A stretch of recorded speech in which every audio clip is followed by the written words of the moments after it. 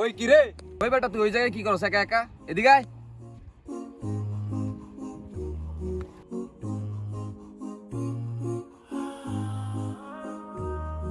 ওই বেটা তুই ওই জায়গার মধ্যে একা একা বসে কি করতেছিস? আমরা সকালে এক জায়গার মধ্যে কথা বলতেছি।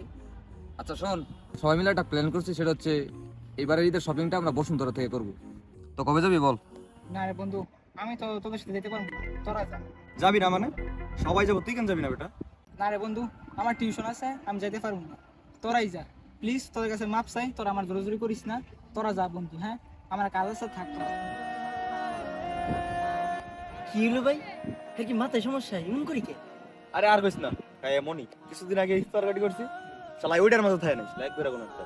আরে এভাবে বলিস না বেটা, ওর তো কোনো সমস্যাও থাকতে পারে, বুঝছ নাই?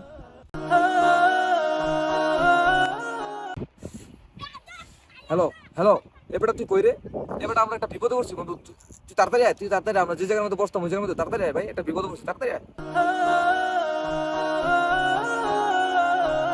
কই, কি হইছে?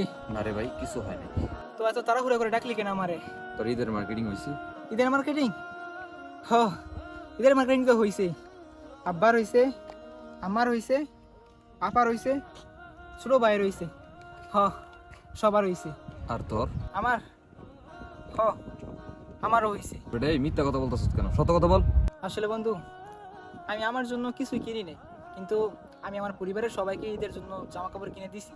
আব্বারে কিনে দিছি, আম্মারে কিনে দিছি, আপারে কিনে দিছি, আমার ছোট ভাইটারও কিনে দিছি।